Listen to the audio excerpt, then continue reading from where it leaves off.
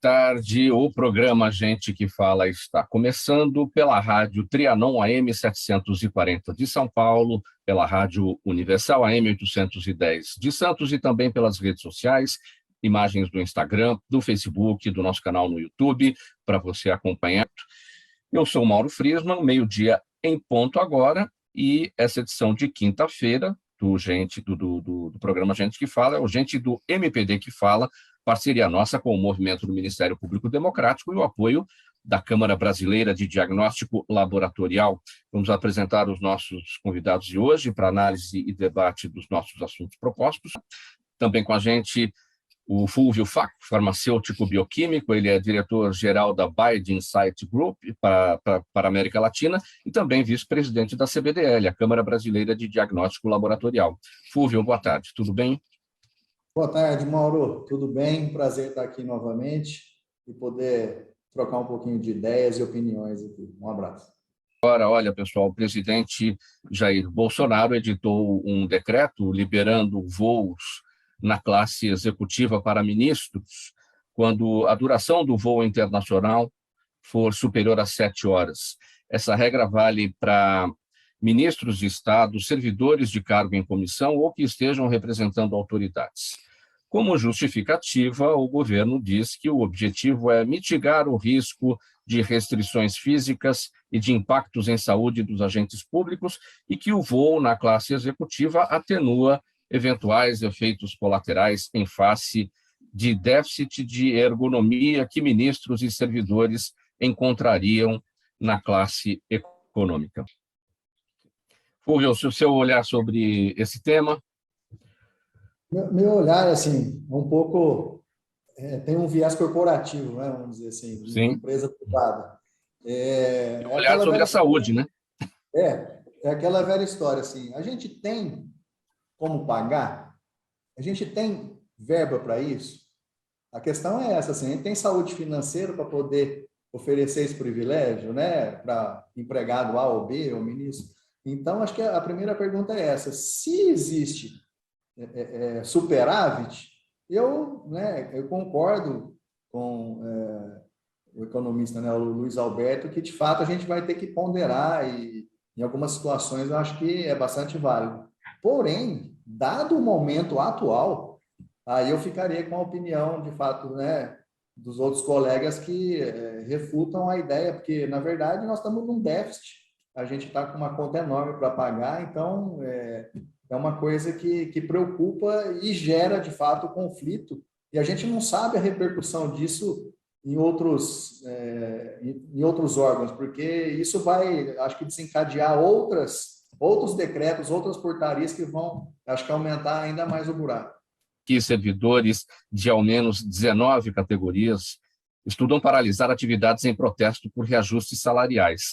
A manifestação vem depois que o presidente Jair Bolsonaro sinalizou que apenas os policiais federais seriam atendidos em 2022. O Fórum Nacional Permanente de Carreiras Típicas de Estado, FONACAT, aprovou o calendário para 3 dias de paralisação, 18, 25 e 26 de janeiro. Amanhã, membros do Fórum das Entidades Nacionais dos Servidores Públicos Federais, a FONASEF, decidirão sobre aderir a essa paralisação.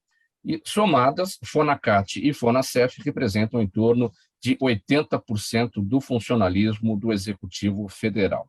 Como é que essa situação respinga nas corporações, no mercado corporativo de uma maneira geral? Afinal, todo trabalhador, em qualquer parte do país, nesse momento está querendo reajuste salarial. A gente teve uma inflação aí de mais de 10% em 2021 e todo mundo está com salários defasados, né?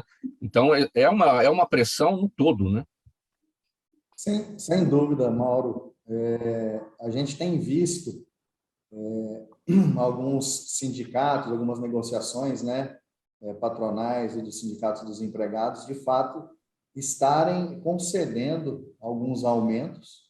Agora, o que preocupa é que não tem como. Isso aí vai ser repassado no preço do produto e do serviço, gerando ou mantendo a inflação, né, em 2 dígitos e, no final das contas, ou seja, empobrecendo a nação. A verdade é essa, a inflação, que acaba não baixando, ela vai cada dia nos empobrecendo.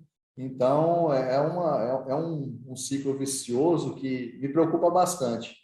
E a gente vê aí, como os colegas comentaram, né, que sempre o individualismo, né, vamos dizer assim, tá se sobressaindo sobre o coletivo, né? Então, isso é uma coisa de fato preocupante e né, um grande desafio que a gente sabe aí, a inflação, poder aquisitivo. Eu tenho exemplos na família de perda de poder aquisitivo, assim, gigante nos últimos 5 anos, por questões de, né, da inflação tá alta e não ter os mesmos reajustes, mas essa é a realidade do país e a gente vai ter que trabalhar muito e com um plano bom de longo prazo, nada vai ser resolvido no curto prazo, né? Para poder melhorar as condições nossas aí para frente. Fúvio, vamos falar sobre o seguinte. Em entrevista à Globo News, o presidente executivo da Câmara Brasileira de Diagnóstico Laboratorial, Carlos Gouveia, disse que o autoteste, cuja liberação está sob análise da Anvisa, pode ser uma boa ferramenta para ajudar a rastrear a Covid no país. Ele estima que a indústria instalada no Brasil tem capacidade de produzir até 10 milhões desses testes por mês e que seu preço final será mais barato que os exames de antígeno. Uma das dúvidas no governo é sobre como notificar ao SUS o diagnóstico obtido pelo autoteste, mas o Carlos Gouveia crê que essa questão possa ser resolvida por meio de um QR Code na caixa dos dispositivos. Muito bem, a gente tratou um pouco disso ontem, na edição de ontem do programa Gente que Fala, Fúvio, sobre este ponto da notificação obrigatória, né? E é por isso que até agora a Anvisa ainda não liberou o autoteste, porque como é que seria com o autoteste a notificação daqueles que testassem de forma positiva? O Carlos Gouveia destacou aí, né, existe essa ferramenta possível a partir do QR Code, mas vamos esclarecer inicialmente o que é esse autoteste, né? Como é que as pessoas poderiam, a partir dele, dentro de casa, saber de forma de forma complementar ou não, né, se tem a Covid ou não, né? O teste ele é complementar ou ele deve fazer parte de todo um sistema, Fúvio? Mauro, como o Carlos Gouveia bem pontuou, né, nas entrevistas que ele tem dado em vários veículos aí de comunicação, o autoteste será mais uma ferramenta para que a saúde, né, no Brasil possa trabalhar melhor nesse momento da pandemia. Digamos assim, a gente tem já vários testes distintos. A gente tem o teste rápido, que é feito em farmácia, a gente tem o teste laboratorial, que é feito no sangue, a gente tem o teste laboratorial, que se usa saliva ou se usa, né, aquele suave nasal. Então, a gente tem diferentes testes para diferentes momentos e para diferentes pessoas, situações, vamos dizer assim, tá? Então, nós somos favoráveis à chegada do autoteste, porque ele vai ser mais uma ferramenta e a gente vê como uma ferramenta bastante útil para combater, na verdade, para antecipar diagnóstico e possibilitar melhores tratamentos e antecipar, por exemplo, o isolamento. Tem pessoas que são assintomáticas e que, infelizmente, deixam de ir para fazer o exame e elas poderiam simplesmente, não sei, passar numa farmácia ou num posto de saúde, receber esse kit, ter esse kit em casa e fazer essa testagem, saber que está contaminado e se isolar para evitar, vamos dizer assim, potencializar a contaminação, né? Seria mais uma forma de controle. O que muito se fala poxa, mas vai haver muito resultado errado, a pessoa não vai saber utilizar o teste. Gente, os fabricantes, eles estão já acostumados a isso. A gente tem autotestes para outras doenças, como o HIV, que está aí. Também foi muito polêmico na época do HIV, essa questão de disponibilizar o autoteste, né, para a população leiga. A questão toda é que, durante o desenvolvimento desse produto, existem os passos onde são validadas as questões de de usabilidade, de segurança do produto, né? Vai ser 100% a prova de falhas? Com certeza não, mas ele vai ser muito benéfico nesse combate à pandemia, porque a gente está vendo hoje aí várias organizações, a Associação Brasileira dos Laboratórios já mencionou que, por falta de insumos, eles só vão agora priorizar e testar pacientes com sintomas graves. Ou seja, quem está com sintoma leve ou quem está assintomático não vai saber se está com a doença ou não, né? Então, o autoteste, ele substituiria o exame de antígeno ou ele seria complementar? Se a pessoa em casa, no autoteste, tem que testar positivo, ela já fica ali em casa, ela já sabe que ela está positiva, ela tem que ir até uma unidade, ela tem que ir atrás de um teste de antígeno para confirmação daquele teste positivo. Na verdade, o autoteste ele vai ser um teste de antígeno feito em casa. Tá? Ele não precisa ir confirmar. Se deu positivo, ele fica em casa. Ele confirmaria se der negativo e os sintomas persistirem, e ele falar, poxa, deu negativo, mas eu estou ainda desconfiado que eu tenho... Aí sim ele deveria procurar um outro teste, aí nesse caso um teste de PCR, de biologia molecular, né? Então, por isso que a gente acredita bastante nessa ferramenta. E essa questão da notificação, eu entendo o governo, eu acho que a gente precisa, de fato, ter dados para poder gerar informação e definir melhores as políticas, as ações, mas a gente não pode demorar demais também para poder viabilizar isso, sabe? Assim, eu acho que é uma questão de disponibilizar um site para a inserção dos dados, ela pode ser simples. Então, a ideia é não complicar, porque, honestamente, minha opinião independente da notificação, o autoteste ele já seria muito benéfico, porque permitiria que a pessoa já se isolasse ou procurasse um tratamento de maneira mais precoce, ou seja. Então, assim, 100% a favor. Sobre a notificação, com a colaboração da população, evidentemente, cada um faria o seu teste, dando positivo, usaria a ferramenta de QR Code para passar essa informação para o poder público, o governo teria informação sobre aquele que testou positivo, mas não necessariamente sobre a variante que ele contraiu. Aí já não é possível, né? Aí já é um pouco mais complicado. Mas com os dados que a gente já conseguiu, nesse atual momento, a variante Ômicron, ela é a predominante no momento atual.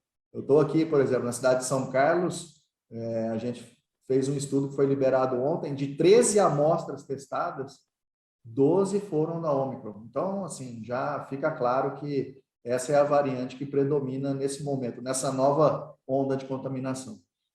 Posso fazer uma indagação? Sim, procurador. Eu queria saber o seguinte, é possível massificar esse autoteste? Porque o que eu vejo hoje é que os testes estão elitizados. Quem faz teste é quem tem condições de pagar, seja no laboratório, seja em drive-thru, etc. O que eu verifico é todo mundo de carro, todo mundo em boas condições, e o autoteste também vai ser isso. Quer dizer, nós vamos ter um quadro real mesmo, ou um quadro bastante parcial e só elitizado da situação? Porque as pessoas ficaram com medo e agora você vê filas em drive-thru, uma atrás da outra, né? E antes ninguém tinha essa preocupação. Nos postos de saúde, eu não creio que seja possível fazer tanto teste. Nós vamos cometer de novo esse erro de elitizar a saúde pública? Mais uma pergunta aqui, complementando o procurador Fúvio. Quanto custaria esse autoteste para a população? Pois é, a gente espera que ele seja não muito, mas mais barato do que hoje é pago na farmácia. Porque ele não teria o serviço, né, digamos, da pessoa que está realizando o teste. Você compraria o produto e você mesmo, né, faria o teste. Então, ele pela natureza, tem que ser mais barato. A gente tem uma variação grande de preços, viu, Mauro? A gente tem preços indo aí, eu já vi de 80 a 180 reais. Tá? Então, assim, é um teste caro, eu concordo com o doutor Mário, a gente precisa ter aí, de fato, o Ministério da Saúde querendo imprimir uma política pública de teste massivo. É possível, a gente teria capacidade produtiva para isso. Não são testes complicados de produção, uma vez definida a questão e a cadeia de suprimentos, a capacidade produtiva de entrega é grande. Então, acho que a questão da popularização vai depender, lógico, né, da política do Ministério da Saúde, mas mesmo não esperando o Ministério, e mesmo, eu concordo aí, mesmo deixando essa ferramenta também elitizada, seria ainda uma boa ferramenta, sem dúvida, para nós. Isso pode ser feito de forma... colocar isso no mercado pode ser feito de forma rápida, essa decisão da Anvisa, isso que precisa ser feito, né, Fúvio? A decisão da Anvisa, geralmente as decisões da Anvisa geralmente são demoradas, porque tem análises, tem deliberações, tem votações, tem audiência pública, enfim, isso tudo não pode acontecer nesse momento, tem que ser uma coisa de piscar de olhos mesmo. Qual é o período que a gente tem, o tempo que a gente tem para poder resolver isso de forma bem rápida? Bom, a Anvisa ela tem se mostrado bastante sensibilizada com a urgência do caso. Então, dada a similaridade do autoteste com relação ao teste rápido de antígeno, a gente não entende que haja necessidade de demoras. Eu acho que assim, ela vai poder tratar isso como prioridade. Então, eu penso que no âmbito da Anvisa, que é a questão de verificar a segurança, a eficácia e a segurança do teste, é uma questão de poucas semanas para que eles aprovem os testes, né, que forem submetidos. O impasse está nessa questão mais relacionada com o que o doutor Mário comentou, de que, ok, nós vamos liberar, mas como que vai ser essa liberação? Vai ter a participação do poder público ou não? Como é que vai ser a diretriz? Então, a Anvisa está esperando a diretriz, né, técnica, que aí é o Ministério da Saúde que tem a competência para tal. Fúvio, o autoteste ele considera o que os médicos chamam, que a ciência chama de janela imunológica, que é aquele período em que a incubação não tem sintomas, e ali geralmente os testes não dão positivo ainda. O autoteste, como é que atua nessa fase? É a mesma coisa. Mesma coisa? Tem que se respeitar a janela imunológica, esperar, vai depender do teste, tem teste que você tem que esperar 3 dias, 4 dias, né? É a mesma coisa, não muda. É bem parecido nesse ponto. A diferença para o autoteste é a questão que ele vem com um kit completo para que o cara, né, o paciente, a população possa fazer sua própria coleta. Então, ela vem com um material adicional dentro do kit para se fazer a coleta com uma instrução, né, de uso mais clara, para uma linguagem para que leigo, né, entenda. Então, assim, é muito mais uma questão de usabilidade do que o componente técnico ali vamos falar, do teste mesmo. Ele é igual ao que hoje é vendido na farmácia. Pessoal, faltando 8 minutos para 13h, nós temos perguntas aqui da nossa audiência, vamos a elas. Eu começo com o Fúvio. A pergunta da Mariana Coutinho, que está com a gente no nosso canal no YouTube. Fúvio, ela quer saber, ela diz assim, o que se sabe sobre a variante Delta Cron, anunciada nesse final de semana no Chipre como uma fusão da Delta com a Omicron. Ela realmente existe ou pode ser um erro do laboratório? A pergunta aqui da Mariana Coutinho. Mariana, interessante sua pergunta. Como é uma coisa ainda muito recente, a gente ainda está com as duas vertentes, né? A gente está esperando novas confirmações para poder falar melhor. Então, eu peço desculpas, mas assim, a gente não tem uma certeza para poder compartilhar com você nesse momento. Mas, com certeza, o que a gente sabe é que outras variantes, sim, vão surgir, é natural do ciclo de vida do vírus, né? Mas isso não necessariamente é ruim, vamos dizer. A gente pode ter percebido que, de fato, a Omicron ela é menos letal, né? E provavelmente outras variantes também o serão. Então, esse é o panorama que a gente tem hoje. O que é que tem, Fúvio, agora a pergunta minha, nesse aspecto de variantes mais brandas, no sentido de que a própria inteligência do vírus, né? Quando ele precisa sobreviver, e ele tem inteligência para buscar esses meios, e atua de forma branda para não matar quem? O seu hospedeiro. Se ele matar o hospedeiro, ele morre junto. Exato. É interessante essa pontuação, Mauro. Eu sou casado também com uma farmacêutica bioquímica e ela é microbiologista. Então, a gente fica almoçando e conversando a respeito dessas coisas aí. E ela fala que acredita muito, de fato, na questão da teoria da evolução mesmo. E isso faz todo sentido. Porque se o vírus matar o hospedeiro, ele vai morrer junto. Então, a gente tem visto que a cepa menos letal é a que está mais se propagando, né? Porque, de alguma forma, a teoria da evolução, né, vai fazer com que essa cepa seja a que vai prevalecer. Então, concordo com você em todo sentido. Muito bem, pessoal, vamos encerrar aqui, faltando 1 minuto para 1, essa edição do programa Gente que Fala de quinta-feira, é o Gente do MPD que Fala, parceria nossa com o Movimento do Ministério Público Democrático e o apoio da Câmara Brasileira de Diagnóstico Laboratorial. Por isso, obrigado pela audiência, 1h01, minha gente, tchau, até amanhã.